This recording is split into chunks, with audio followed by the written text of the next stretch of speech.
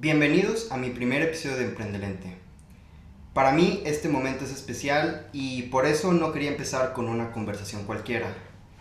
Quería iniciar con alguien que nos pudiera hablar desde la experiencia real, Gary Gallegos Bueno, ingeniero, profesor del TEC de Monterrey y directivo con más de 25 años de trayectoria en supply chain, operaciones y liderazgo profesional. Este episodio trata sobre algo que muchos jóvenes buscamos entender: cómo se construye una carrera de verdad. No la versión perfecta de LinkedIn, sino la historia completa, decisiones, tropezos, disciplina, aprendizaje y criterio. Gary, gracias por estar aquí. Gracias, muchas gracias Carlos por invitarme. Quiero empezar con esto. Antes del Gary profesor, directivo y referente profesional, ¿quién eras tú como estudiante? Ok, bueno, yo estudié aquí en el TEC de Monterrey, en este campus. Aquí hice la prepa, hice la carrera. Básicamente mi idea era estudiar algo que no fuera licenciado, por alguna razón, y ser ingeniero, ¿no? Entonces encontré en ingeniería industrial lo que yo buscaba. No tenía muy claro exactamente qué es un ingeniero industrial, porque desafortunadamente cuando tú estás en búsqueda de tu carrera muchas veces nadie te explica exactamente qué hacen las carreras. Tienes un marco teórico, pero no sabes muy bien. Entonces llegué a ingeniería industrial un poquito como de suerte, y de ahí, bueno, me empezó a gustar la administración y de ahí, bueno, mi carrera se fue como dando de una manera orgánica. Para serte muy honesto, en mi familia yo soy el primero que soy profesionista. Okay. Entonces yo no tenía también como un referente o algo que me dijera así se hace una carrera o no se hace una carrera. Pero tuve la suerte de que el TEC hace muchos años te ofrecía una especie como de residencias, donde tú hacías en un programa, hacías 2 materias de especialidad, se llamaban en ese momento, en una empresa. Entonces yo llegué a esa empresa por suerte, porque la persona, vamos a decir, era como por promedios todo. La persona que quedó en primer lugar no aceptó, Okay. y entonces quedé yo.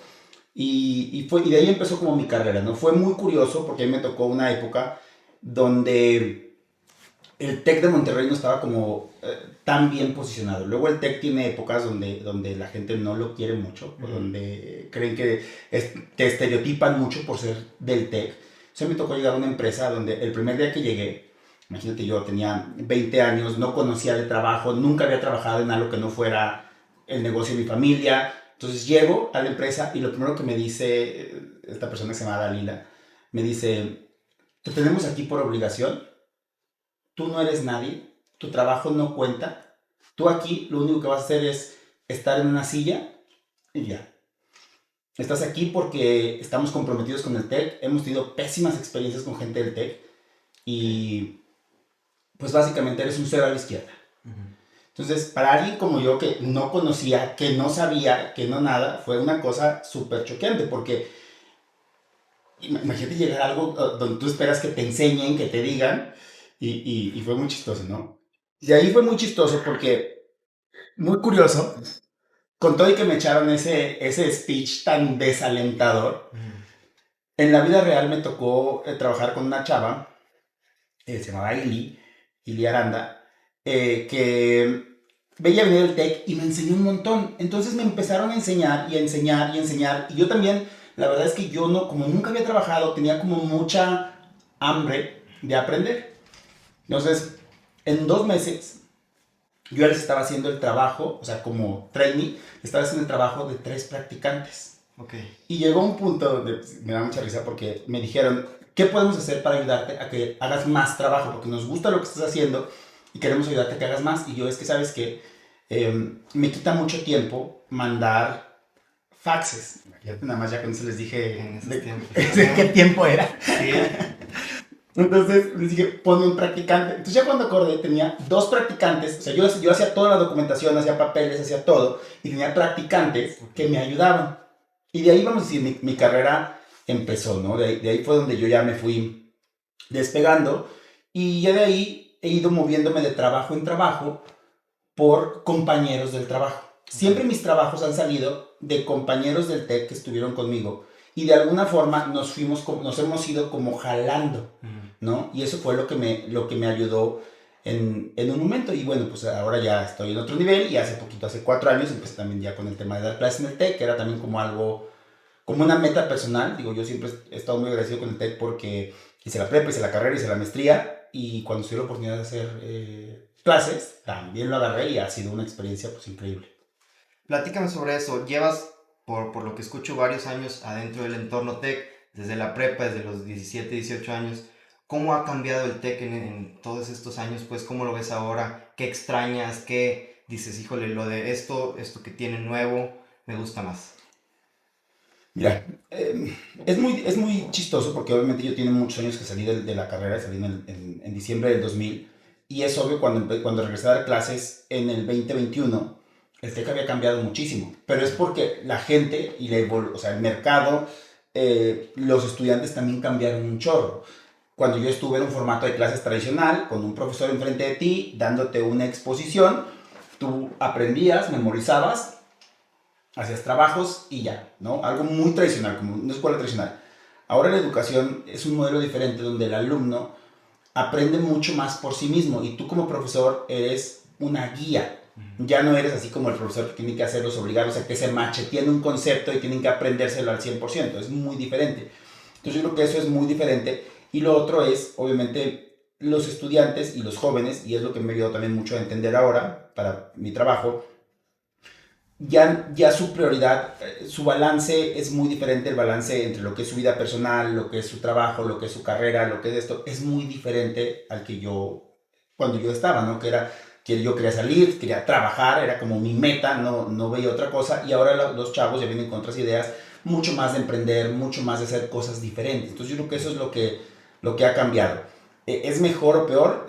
No lo sé, o sea, la verdad yo creo que simplemente es diferente, pero yo creo que ya no podría ser del otro modo porque el mundo cambió, entonces no puede ser igual a lo que era. Creo que ahora también algo muy padre es también el profesor, ya es también, ya no es como ese ídolo, ¿no? Esa persona lejana que está ahí en un pedestal, sino ahora es más como un amigo, como alguien con quien los alumnos pueden platicar, entonces la confianza también es muy diferente. A mí me ha gustado mucho más eso ahora.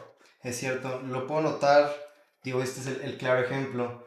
Yo voy a cumplir apenas un año, voy a terminar mi segundo semestre aquí en el campus y eso lo he notado pues tanto, siente la libertad y la confianza que me puedo acercar con mis profes, incluso me acerqué contigo y dije, oye, tengo este proyecto y sí, me alegra mucho eso. Platícame cómo ves el cambio del nuevo modelo educativo de Tec 21 a Tec 26. Sé que eres profesor de negocios. Así es. ¿Qué sabes de esos cambios? Pues digo, toda esta evolución nos lo van presentando como poco a poco. Yo creo que todo tiene como una evolución natural. Y el TEC, algo que me gusta mucho del TEC siempre es, el TEC siempre es una escuela que ha ido como aprendiendo qué es lo que está pidiendo también el mercado y cómo ir evolucionando. Entonces yo creo que todos los cambios que va haciendo el TEC eh, van mucho en ese sentido porque eso es lo que el mercado está necesitando y lo que el alumno nuevo está necesitando. Entonces, yo creo que todo va muy bien. Es obvio que cada cambio, como cambio, pues siempre va a tener una resistencia, siempre habrá gente que le guste más el modelo, menos el modelo, pero a final de cuentas también, pues el mundo es diferente y no puede, tiene que evolucionar. Yo creo que esa es la ventaja que tiene el TEC sobre muchas escuelas, ¿no? Que es alguien que va a la vanguardia. Platícame ahora un poquito sobre los alumnos. Leía por ahí una publicación que hiciste en LinkedIn de un ranking de las 10 universidades más caras de México, y en la que decías, Vale la pena estudiar en una universidad privada, sí, pero también el alumno lo tiene que saber aprovechar. ¿Qué tipo de alumnos les recomendarías a ti tú estudiar en el TEC de Monterrey? Esa publicación fue muy buena. Me dio muchos views y muchos Sí. likes. No, yo creo que el alumno desde mi punto de vista, cualquier persona puede estar en el TEC, es obvio, pero yo creo que tiene que ser alguien que busque innovar, alguien que busque algo diferente, alguien que esté buscando aprender por sí mismo, ¿no? Alguien que entienda que es un mundo diferente, que no esté buscando ser alguien tradicional, tiene que ser alguien como disruptivo, ¿no? En ese sentido, yo ahora como profesor, a mí me ha servido mucho trabajar en el TEC porque me ha enseñado mucho a ver qué es lo que quiere la gente joven, ¿no? Y en mi trabajo es obvio que uno en una empresa siempre tiene que tener una mezcla entre gente joven y gente con experiencia. No puedes tener todo el tiempo gente con experiencia, porque la gente con experiencia también llega a un punto donde se van retirando o se van moviendo hacia otros lados, y ocupas tener gente joven que de alguna forma vaya aprendiendo. Pero la gente joven ahora tiene otras prioridades. El balance vida-trabajo es muy diferente. Sí. Y yo digo, yo creo que personalmente yo me he beneficiado de eso. Anteriormente uno vivía, o tu vida, tu trabajo era una parte súper importante, y uno entendía a lo mejor que el trabajo uno era el trabajo. Los jóvenes ahora entienden que el trabajo es una parte de su vida, pero no los define ni es quién son. Son una persona que trabaja, ¿no? Entonces a mí eso me ha ayudado mucho, porque en primer lugar me ayuda a entender qué quieren los jóvenes, ¿no? Cómo ayudarlos, porque ahora también la gente joven, una crítica que luego hay mucho es: la gente joven no quiere trabajar, o la gente joven va a un trabajo de 8 a 5, cumple un horario y se va. Yo creo que es diferente, porque ahora la gente joven lo que busca es hacer los procesos más rápidos, más automáticos. Ahora tienen herramientas que nosotros no tuvimos, ¿no? Tienes Power BI, tienes muchísimas cosas, tienes la IA, tienes muchas cosas que antes no había y que te ayudan a hacer tu trabajo. Okay. Obviamente hay que canalizarlos, hay que llevarlos para entender la herramienta, porque también muchas veces tener una herramienta no significa que sepas usarla, ¿no? Entonces hay que llevarlos, pero yo creo que ese es el tipo de alumno que yo creo que tiene que estar en el TEC de Monterrey, alguien que quiera hacer algo diferente. ¿Y tú consideras que cuando entraste eras ese tipo de alumno, alguien disruptivo? Es que yo creo que es un poco chistoso, porque cuando yo entré al TEC de Monterrey, entré mucho más por una cuestión muy chistosa, que es cuando yo era niño, y esto es cierto, yo escuché que unos primos que eran más grandes que yo estaban en el TEC de Monterrey, ¿no? Entonces, yo no conocía, porque yo soy de un pueblo muy pequeñito, yo no conocía nada del TEC de Monterrey. Lo único que escuché en esa plática fue: en el TEC de Monterrey está la gente que es súper inteligente. Solamente la gente inteligente está en el TEC de Monterrey. Pero te estoy hablando yo, eso fue en el 88, 89 quizás. Yo tenía 9 años. Y entonces, por alguna razón, en mi mente yo dije: es que ahí es donde yo tengo que estudiar. Entonces yo entré al TEC de Monterrey, nunca apliqué a otra escuela, nunca nada. Okay. No tanto porque yo fuera, sino porque yo tenía como ese sueño. O sea, en mi vida siempre fue como una meta estar en el TEC de Monterrey. Entonces estuve. Ya cuando estuve, creo, y también soy muy honesto, yo no sabía si era bueno o no para trabajar. Porque en el TEC, en aquel tiempo, en la educación mucho más tradicional, tú hacías muchos trabajos, hacías muchas cosas, pero nunca entendías como la utilidad. Sino fue hasta que ya en el último semestre, en el último año, más bien fue el último año, trabajé y estudié, que vi que no era malo, o sea, que tenía como un talento, okay, ¿no? Y entonces ya de ahí fue cuando yo ya dije: ok, entonces sí era como lo perfecto para mí. Y se fue como conjugando, porque conforme fui avanzando en el proceso, también empecé a ver que tenía como las bases, por un lado, como de la administración, pero también tenía las bases de ingeniería, y entonces de ahí como que me fue yendo muy bien. Y también por lo mismo que el TEC siempre tiene una exigencia muy alta, pues a la hora de los trabajos, la verdad, con todo y que me exigían mucho, nunca se comparaba a las friegas, por así decirlo, que el TEC me tenía acostumbrado, ¿no? Entonces, yo creo que más bien fue como un poquito diferente. No supe al principio muy bien, sino al final, cuando salí, me di cuenta que era. Y ahora, o sea, y ahora que he tenido la oportunidad de contratar personas del TEC, ahora creo que las personas del TEC tienen una ventaja. Entonces, a mí me gusta mucho trabajar también con personas del TEC. Creo que tienen una ventaja en el mercado, porque manejan mejor inglés, porque están más acostumbrados a la presión, porque entienden mucho más las cosas. Entonces, de ahí ya, bueno, ahora sé que fue la decisión correcta, que era la escuela donde yo tenía que estudiar. Ok. Y platícame de la maestría del MBA, ¿por qué decides hacerlo? Porque, igual, conforme fui trabajando, digo, yo hice el MBA un año y medio después, o 2 años después de que ya tenía trabajando. Muchos compañeros lo hacen generalmente así: en cuanto salen dicen: no, es que si pierdo como ritmo ya no lo hago.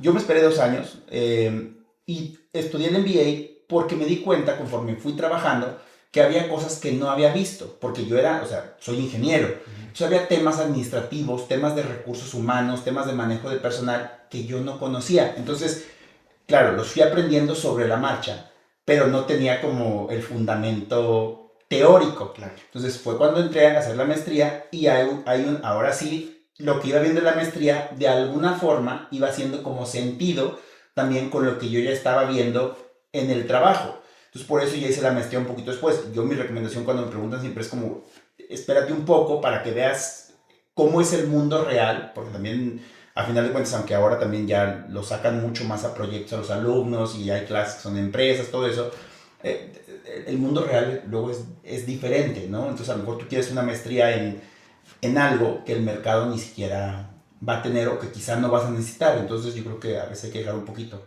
Por eso hice la maestría. Ok. ¿Y dirías que sí abrió tu cartera de posibilidades una vez saliendo? Sí, yo creo que hace muchos años, digo igual, hace 20 años, tener una maestría te diferenciaba muchísimo más de lo que te diferencia ahora, porque también es cierto que ahora ya mucha gente hace maestrías, ¿no? Hace 20 años éramos muy pocos los que lo hacíamos. Primero porque económicamente era muy caro. Y segundo porque a lo mejor la gente no veía la necesidad. Yo creo que ahora muchísima gente más hace maestría porque ya lo sienten como una parte de. En mi caso yo creo que sí me abrió puertas porque hay trabajos y sobre todo cuando vas subiendo en la escalera corporativa, eh, te la piden, ¿no? Ok. Te da una ventaja técnica. No te asegura nada, pero te da una cierta ventaja. Entonces, yo creo que a mí sí me abrió. Cuando ya tuve el título, cuando estaba estudiando a nadie le importaba, pero cuando ya tuve el título de la maestría, yo creo que sí me abrió un poco más las puertas. Y todavía a la fecha, cuando me preguntan eh, los estudios y todo ese rollo, cuando digo, tengo maestría del TEC de Monterrey, etcétera, sí te abre ciertas puertas. Ok. Y en el mundo laboral, por ejemplo, aquí en San Luis Potosí, platícame de tu carrera laboral general. Digo, has estado en varias empresas. ¿En cuál empezaste? ¿Cómo fue el cambio? ¿Por qué te cambiaste? Me decías lo de tus compañeros. ¿Cómo fue eso? Mira, obviamente empecé, digo, en esta empresa que el TEC me dio la oportunidad. Ujú. Estuve ahí 1 año y medio y después de ahí pasó algo muy curioso. Primero hice prácticas, bueno, primero hice la materia, luego hice prácticas, luego hice servicio social, luego entré como subcontratado y llegó un punto donde me ofrecieron quedarme con la empresa, pero querían que me fuera a un área que no me gustaba. Ok. Entonces empecé a buscar y una compañera me habló de un trabajo, de un lugar donde estaba, y decidí irme con ella. Me moví de empresa, entonces me moví a esta otra empresa y fue como siempre fue muy curioso porque primero yo empecé en el área de compras, Ujú. ¿no? Después alguna vez me dijeron, oye, ¿quieres hacer, tenemos una oportunidad de hacer algo de comercio internacional, ¿quieres hacerlo? Y yo, bueno, no sé, pero pues si me enseñan, aprendo. Tengo como las nociones, pero no soy experto.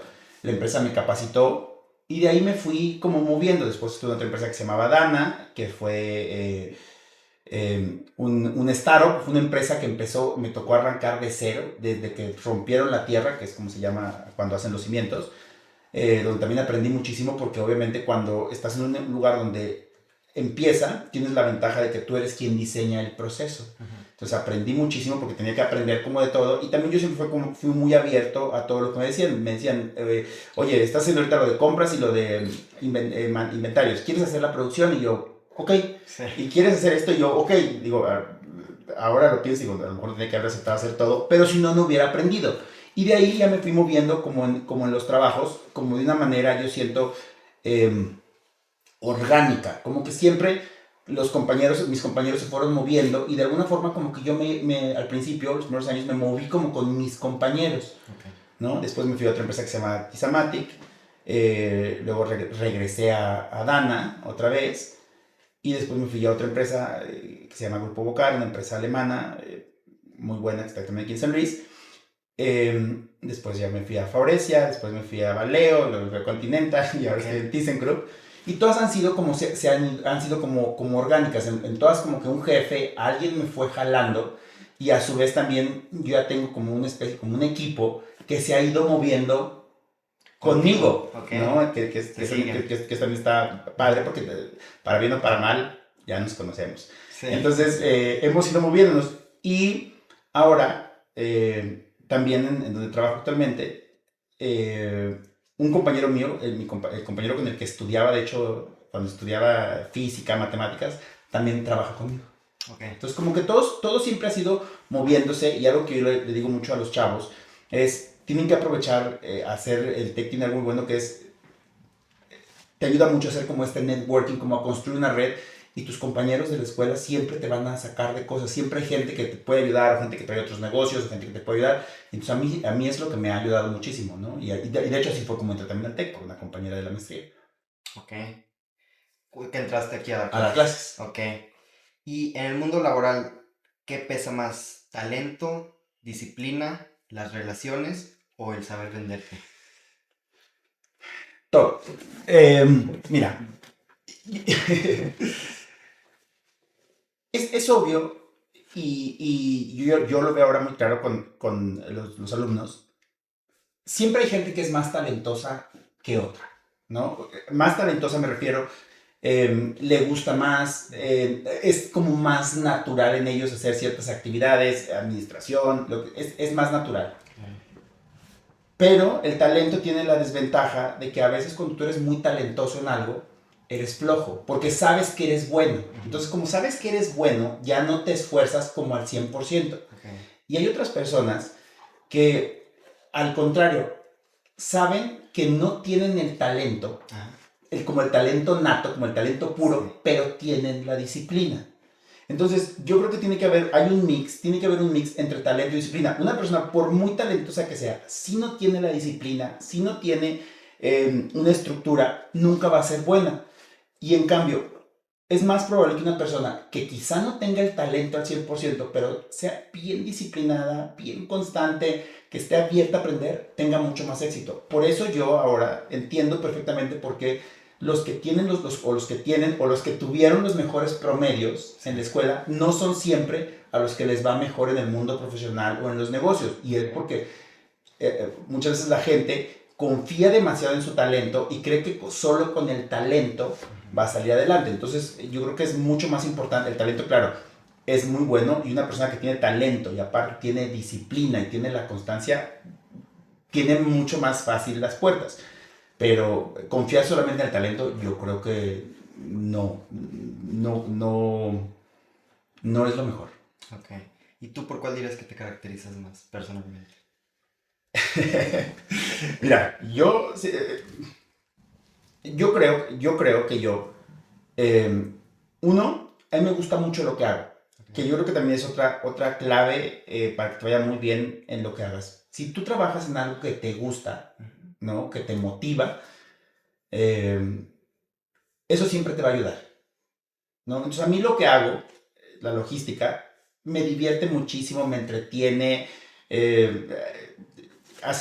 soy una persona que tiene mucha energía, todos los días salgo de mi casa con mucha energía. Ajá. Y mi trabajo me tumba la energía porque desde que llego hasta que salgo es junta, un problema, un tema, soluciona, corre, llego a mi casa y llego feliz, ¿no? O sea, tranquilo. Entonces yo creo que soy bueno en lo que hago, pero también he sido siempre muy constante, siempre he sido como muy dedicado a lo que hago y también siempre yo he entendido también con el paso del tiempo que yo no tengo que ser celoso. Hay gente que es mucho mejor que yo. Yo creo que, por ejemplo, en mi equipo, ahora en el que trabajo, tengo 2 personas o 3 personas que técnicamente son mucho mejores que yo. Okay. Muchísimo. Saben mucho más que yo en lo técnico, pero no tienen mis ideas. Okay. Entonces, yo creo que tú tienes que tener siempre, y siempre aparte yo he sido muy abierto a aprender y a preguntar. Mi mayor talento, yo creo que es, siempre he preguntado. Y cuando no he sabido, cuando no sé, porque muchas veces no sé, y hay muchas cosas nuevas, muchas cosas que son diferentes, siempre he dicho, no sé, pero puedo preguntar. Y preguntando, llegas a muchos lados. A lo mejor a veces toma un poco más de tiempo, a veces toma menos tiempo. Entonces yo creo que eso ha sido mi talento, que he sido como disciplinado, pero sobre todo también que siempre he estado dispuesto a aprender y a preguntar. No, a mí me ha quedado muy claro. No puedo ser el más listo en un lugar, eso es obvio, y sería para alguien que quiere crecer también en el mundo corporativo. Cuando tú quieres crecer en un mundo corporativo, tienes que aprender a delegar y tienes que aprender a que tienes que tener gente que sepa hacer las cosas mejor que tú, porque si no, te vas a volver loco. Yo no podría hacer todo el trabajo solo, Sí. me volvería loco y tendría que vivir en la empresa, Ujú. ¿no? Pero aprendiendo, rodeándote de la gente correcta, enseñando también a las personas, es como tú puedes llegar a algo más grande. Entonces yo creo que ese ha sido mi talento. O sea, mi talento en realidad ha sido uno que me gusta mucho el trabajo, pero otro que siempre he sido constante y siempre he preguntado y he sabido aprender. Ok. ¿Cuál dirías que ha sido un tropiezo profesional que hoy agradeces, pero que en su momento te dolió? Híjole. Hay una época, yo creo que cuando tú empiezas a crecer en el mundo corporativo, eh, las empresas también, digo, al final de cuentas, una empresa, no que una empresa sea mala o otra empresa sea buena, simplemente son empresas. Una empresa es un negocio y una empresa está para generar dinero, ¿no? Y las empresas, como entidades, ¿no? Como una entidad viva, sabe cuando una persona, sabe cuando puede tomar más de una persona.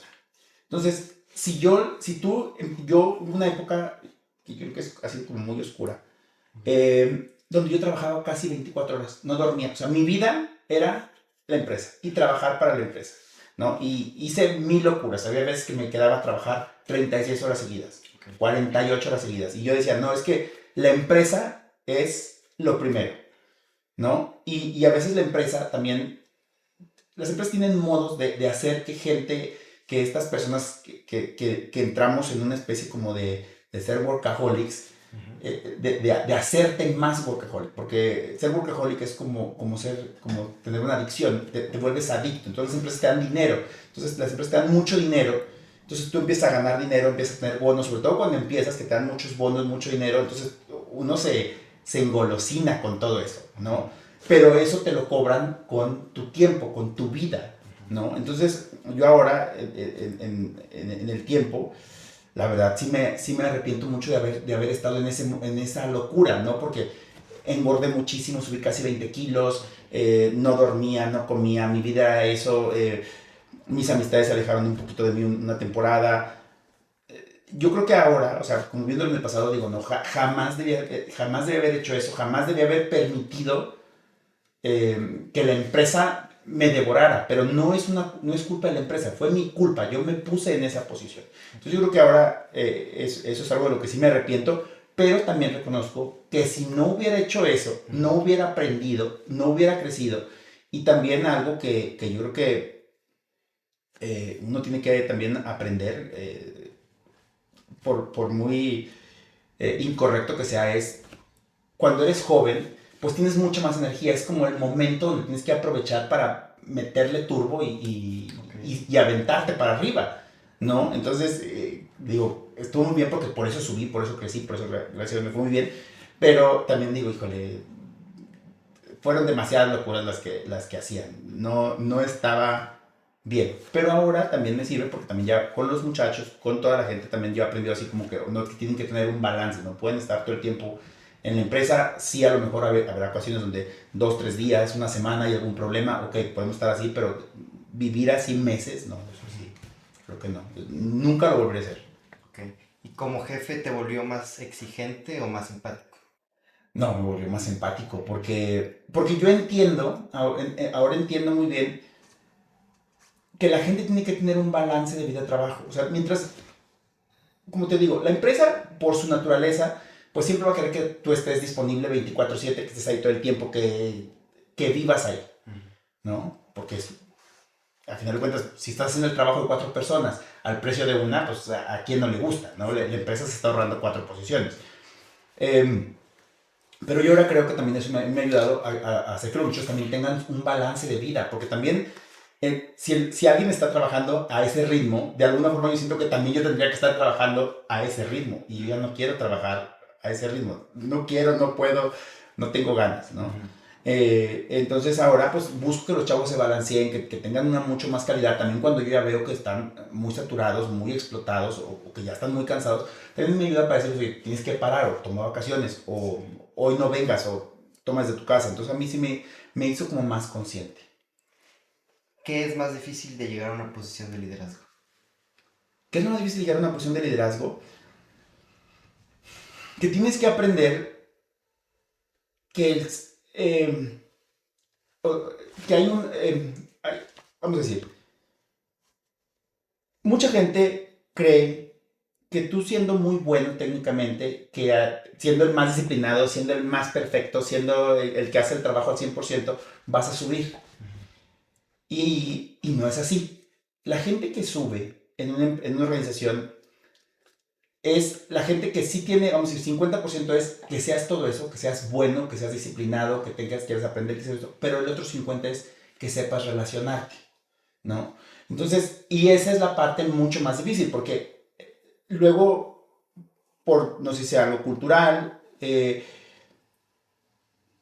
la gente siente que cuando tú te relacionas mucho, tienes mucho contacto, empiezas a hacer como muchas amistades en el trabajo, es porque eres barbero, porque en inglés se llama brown nose, que está haciendo la barba al jefe, que quieres esto, pero nunca vas a subir en una empresa si no encuentras a una persona que te ayude a subir. Tú ocupas un jefe siempre que de alguna forma, conforme él va subiendo, te va jalando con él, o que el día que hay una promoción, hay una vacante, hay una oportunidad, alguien tiene que ponerte en la oportunidad. Entonces, para subir en el mundo corporativo, el 50% sí es tu talento, pero el otro 50% es que te sepas relacionar.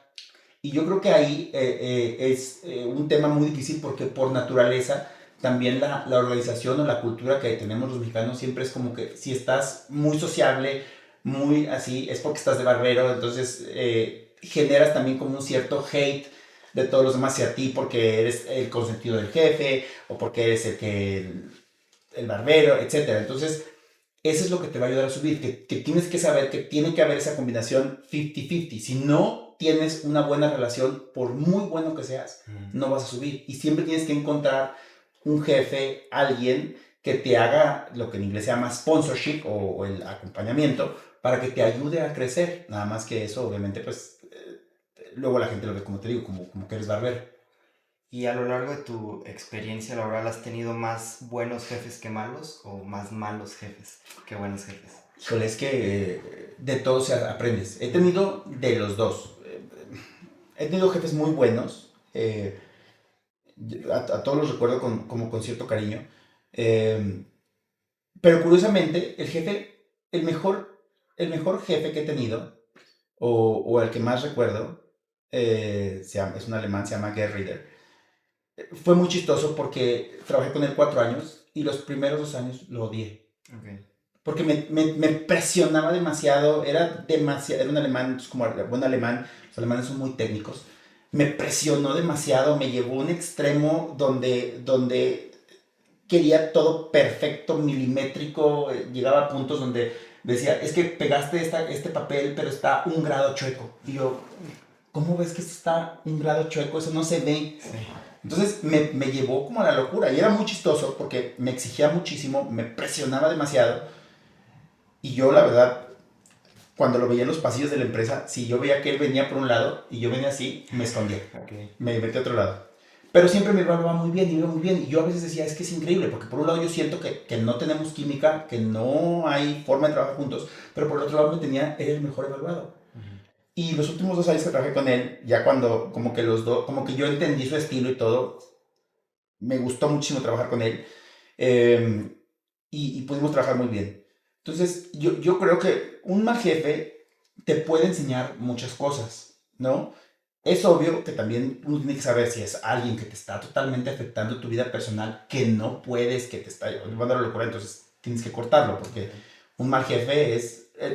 hay una frase que dice que la mejor prestación que te puede dar una empresa es que tengas un buen jefe. Y una persona, puede ser que la empresa sea muy mala, pero mientras tú tengas un buen jefe, Sí. vas a estar ahí.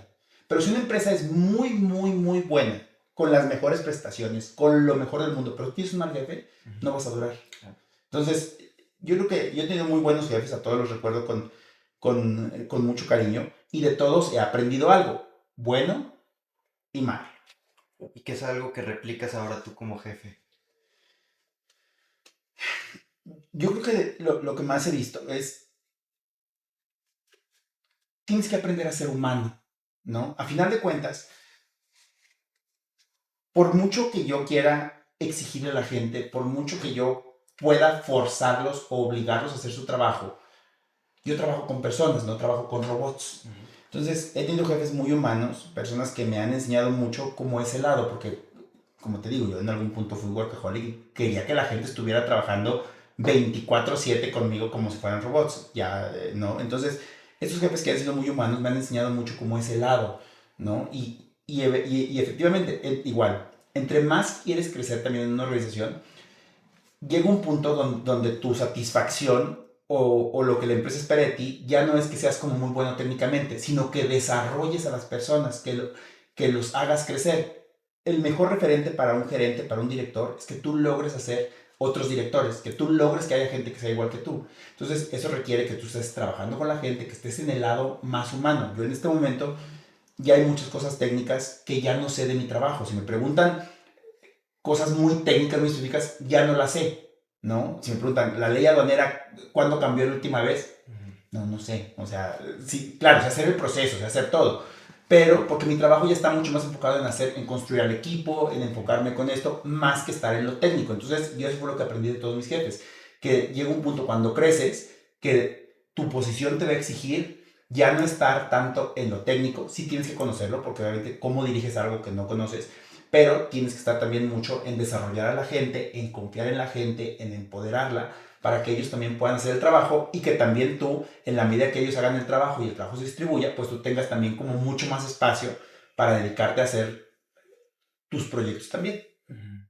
¿La gente con la que trabajas es más joven que tú? Yo tengo una mezcla de todo. Tengo un mix de todo. Tengo compañeros que están bien conmigo en la escuela.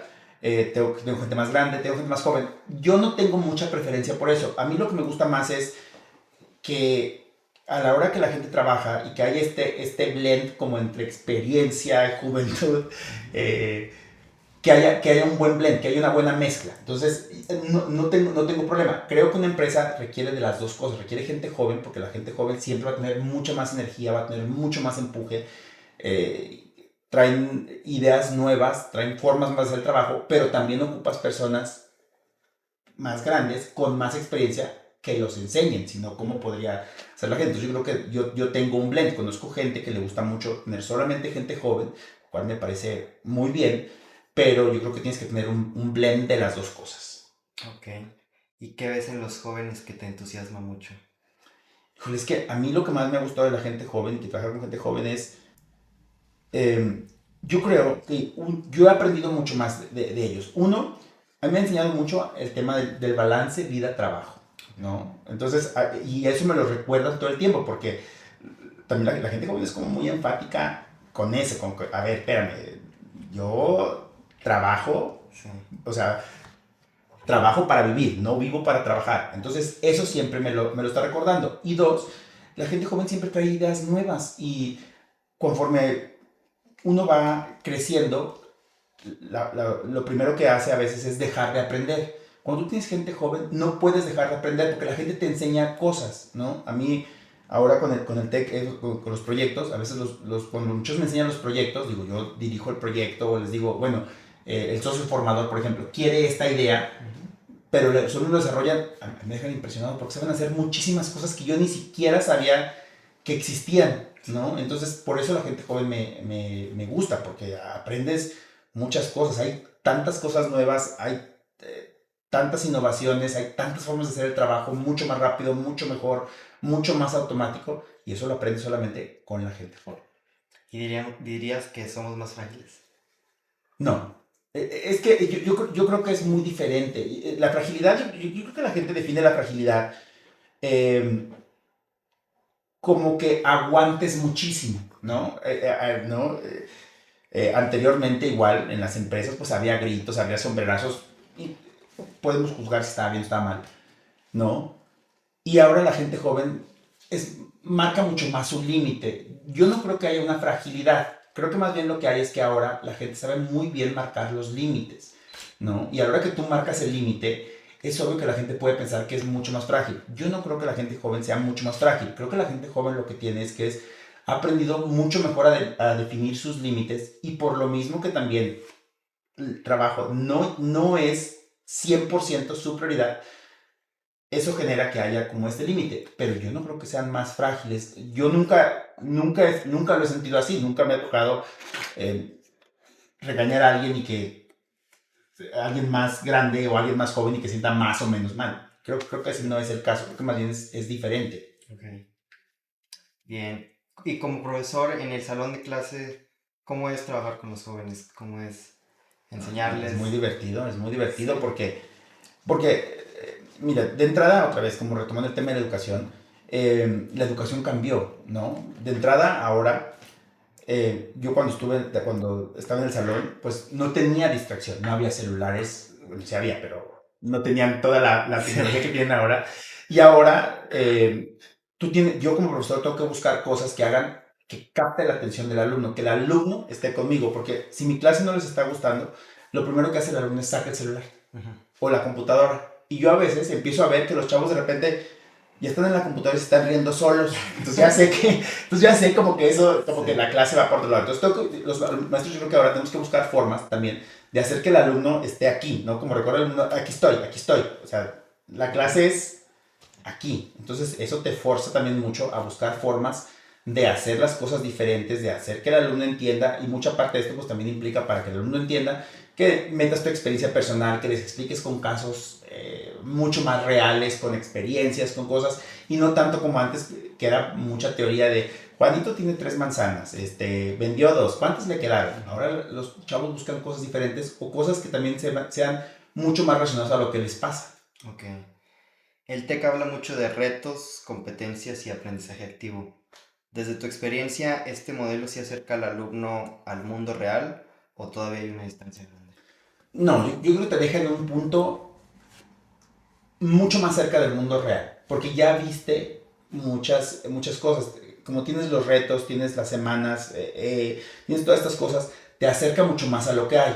Es obvio que cuando haces un reto, pues no estás trabajando en una empresa, no tienes la responsabilidad de estar ahí todo el tiempo, pero te deja mucho más cerca que cuando yo salí, ¿no? Que yo, digo, como te lo digo, o sea, yo salí, yo sabía que hacía un ingeniero porque en la teoría, pues eso estudié, ¿no? Sí. Cuando salí, vi que era algo muy diferente a lo que había estudiado. Sí, lo que estudié sí me sirvió, pero no era lo que había visto en la escuela. Entonces yo creo que ahora te deja muchísimo más cerca y también te deja con unas competencias diferentes que en aquel momento yo no tuve. Ujú. ¿Qué debería cambiar urgentemente en la educación profesional? Híjole, para mí yo creo que ahora mismo muchas veces las escuelas, no me refiero al TEC específicamente, sino a todas, están enseñando mucho al alumno como lo técnico, como hacer todo lo técnico, lo están preparando mucho con la información, a manejar volúmenes de información, a manejar todo. Yo creo que donde a veces las empresas fallan, perdón, las escuelas fallan es, esa parte está muy bien, pero lo que importa más ahora es saber interpretarlo, ¿no? Saber qué hacer con esa información. Tú tienes la IA, claro, la IA te puede hacer muchísimas cosas, pero si tú no sabes dirigirlo o no sabes darle los prompts adecuados, todo, por eso luego hay muchos memes de ese tipo, así que le pides que te haga una foto. Yo sentado en un parque que hace puras cochinadas, porque tienes que saber dirigirlo. Entonces yo creo que las escuelas tienen que enfocarse mucho a que los alumnos sepan qué hacer con todas las herramientas. Le están enseñando la herramienta, pero a veces no te enseñan qué hacer, o sea, cómo hacer que la herramienta trabaje para ti. ¿Inteligencia artificial aliado o enemigo? No, es un aliado. Pero otra vez, tienes que saber usarlo, Ujú. ¿no? Si tu idea de usar la inteligencia artificial es como lo que hacemos muchos de hazme una foto abrazando a mi cantante favorito, a mi artista favorito, bueno, que padre, ¿no? Muy bien. Pero la inteligencia artificial puede hacer muchísimas cosas, ¿no? Entonces yo creo que nada más tienes que saber cómo usarla, si no, pues puedes tener todas las herramientas, puedes tener la mejor, pagar la inscripción Premium Plus de IA, pero si no lo sabes usar, pues no te va a llevar a ningún lado. Claro. Tienes una comunidad enorme en LinkedIn. Sí. Hoy, saber trabajar ya no basta si nadie sabe lo que haces. Ujú. ¿Crees que LinkedIn premia el valor real o también premia la pose? Am, las dos cosas. Es que va a depender de tú qué quieres hacer, para qué lo estás usando, ¿no? Yo creo que las redes sociales, LinkedIn sobre todo, eh, te va a dar lo que tú le das. Si tú lo que quieres es hacer una apariencia, hacer todo, bueno, lo puedes hacer y puedes hacer, puedes construir una imagen, puede haber gente que te asesore, puede haber gente que te diga cómo hacer que tu red crezca eso, puedes comprar seguidores, Sí. puedes hacer mil cosas. Pero eso no se va a sostener porque el día que te pregunten o que te entrevisten y que tú te vendas, por ejemplo, como un experto en X tema y te preguntan del tema y no sabes ni qué, pues se va a caer. Entonces yo creo que tienes que saber tú construir tu imagen, tienes que entender tu audiencia, a quién le estás hablando, qué quieres hacer y sobre todo tienes que entender cuál es el mensaje que tú quieres dar, ¿no? ¿Para qué la quieres usar? Porque ahora el problema, yo creo que mucha gente entra a LinkedIn, entra a muchas redes sociales y cree que porque posteas muchísimo o porque hablas mucho o porque estás todo el tiempo como conectado 100% vas a triunfar. Es muy diferente y requiere mucho trabajo. ¿Y qué opinas de la situación actual que se vive, yo creo que en todas las redes sociales? Que se ve pues una red de personas llenas de odio y de polarización. Por qué crees Híjole, que sea esto? es que híjole, es un tema muy fuerte. Eh, las redes sociales son así, porque de entrada una red social le da voz a personas, a muchas personas, ¿no? Y le da muchas veces voz a personas anónimas. Sí. Yo creo que es algo que no se puede evitar porque es una interacción humana, desafortunadamente, pero yo creo que uno tiene que aprender también a manejar, hasta eso lo tienes que manejar, ¿no? Yo lo que siempre digo es, si a ti no te gusta el contenido de alguien, si no te gusta lo que está posteando, bloquealo.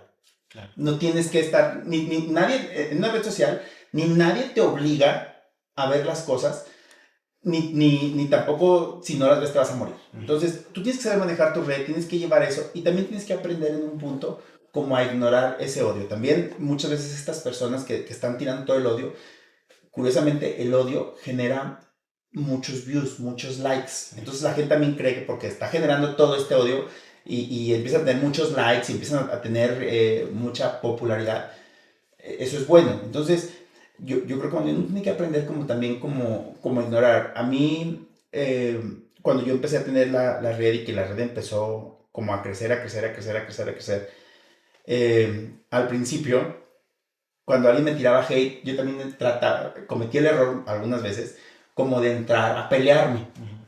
Y eso lo único que hace es generas como una espiral de odio. Sí.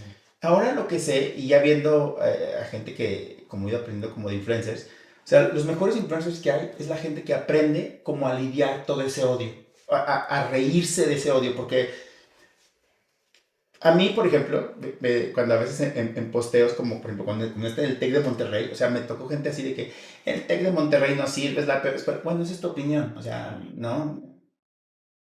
Yo Sí. quiero sea, no es mi opinión. Entonces, yo creo que tú no tienes que aprender a ignorar, a no escuchar y a saber qué sí y qué no. La verdad, yo creo que métete, pero tienes que aprender que eso está.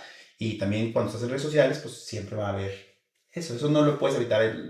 Como te digo, las redes sociales le han dado voz a gente que de otra manera no la puede tener. ¿Y has pensado en pues, trasladar tu comunidad a alguna otra red social? ¿Qué crees que nunca, últimamente, me lo han estado diciendo muchísimo? O sea, como ¿por qué nunca he brincado Sí. a otra red social? Curiosamente, en LinkedIn, los mejores influencers laborales no están en LinkedIn, están en Instagram o están en TikTok. Por razones técnicas con LinkedIn. Nunca lo he hecho porque cuando empecé a hacer mi red, el LinkedIn, que digo, creció muchísimo, eh, nunca fue mi intención como usar mi imagen, Okay. ¿no? Porque primero al principio como que me daba un poco de miedo como yo salir, yo, ¿no? Últimamente me lo han estado ofreciendo mucho, oye, ¿por qué no tratas de brincar? ¿Por qué no tratas de moverte? Si quieres vender más tu marca, no para el trabajo, porque yo la razón por la que tengo LinkedIn es para posicionarme, para que las empresas me tengan como Claro, muy en la mente cuando tengan un puesto. Y apenas ando como pensando en eso, o sea, como que últimamente me lo han ofrecido, digo, esto es la primera vez que también que me aviento como un podcast o algo así, y ha sido como parte de eso, pero como que apenas lo hago, es que, como te digo, meterte, yo siempre en LinkedIn, obviamente doy consejos, ahí se genera polémica, busco que se genere cierta conversación, pero siempre sin estar yo, claro. y meterme yo, como te digo, tienes que tener un caparazón en redes sociales para meterte y hacerte influencer y hacer todo eso, tienes que tener un caparazón. Entonces, como que apenas lo ando construyendo, ¿no? Para entender, porque evidentemente a la hora que te metas a eso, pues te van a hacer memes, te van a hacer stickers, te van a hacer todo y todavía creo que no soy tan listo. Creo que sí deberías considerarlo. El mensaje que das, pues, sí tiene valor, sí aporta mucho. Gracias, gracias. Digo, tanto en esta entrevista como para los jóvenes y para todo, pues, deberías de considerarlo. Gracias. Un poquito ya para ir cerrando. Si un estudiante de 19, 20 años que escuche este episodio, sintiendo que va tarde, sintiendo que pues no sabe bien si escogió bien o no su carrera, que no tiene claro su futuro, ¿qué le dirías? Que siga. Es que yo, viéndolo desde mi experiencia, yo cuando entré a la carrera, el primer año dije, no, esto no es lo mío. Pero seguí, dije, bueno, en lo que decido qué es lo que sí quiero, seguí. Y sobre el camino me fue gustando y sobre el camino, entonces, yo creo que nunca estás tarde, ¿no? Lo que sí es, si tú consideras que si tu sueño era ser doctor y estás estudiando para ser ingeniero, Claro. Siempre tienes que revalorar, porque otra vez, como te digo, para que te vaya muy bien en un trabajo, te tiene que gustar lo que haces, porque si no te gusta, no vas a aguantar. Que te guste lo que haces es lo que hace que tú aguantes, bueno, no es la palabra que no es aguantar, pero que tú, que el cansancio, que todo esto, que lo toleres mucho mejor, ¿no? Que sea como una parte del viaje. Si estás haciendo algo que odias, nunca va a ser bueno, nunca te va a ir bien. Entonces, yo lo único que digo es, la gente joven tiene que evaluar si tú crees que no es eso y ahora también tienes que ver, o sea, si tu intención es, no, tú quieres poner tu negocio, pero estás en algo diferente, bueno, pues entonces puedes combinar las dos cosas, puedes encontrar cosas, entonces, pero yo creo que nadie va nunca tarde a nada. Ok. Con eso podemos cerrar el episodio. Te agradezco mucho, Gary. Me quedo pues con mucho de lo que dices de cómo construir una carrera profesional, una experiencia, cómo abrir una red de contactos. Aquí, digo, vivimos en una ciudad mediana, en donde pues al final de cuentas todo el día, todos los días, en todos lados, terminas encontrándote con personas que conoces y creo que eso es muy importante. Te agradezco mucho por estar Muchas aquí. gracias, Carlos, a ti por invitarme. Y pues a quien esté escuchando este también primer episodio, pues los invito a que se animen, a que se atrevan a hacer las cosas y pues como dice Gary, que hagan, que sean únicos, que sean, como lo dijiste, que eran diferentes, que se atrevan a, pues, a hacer las cosas y pues muchas gracias. Gracias a ti, Carlos.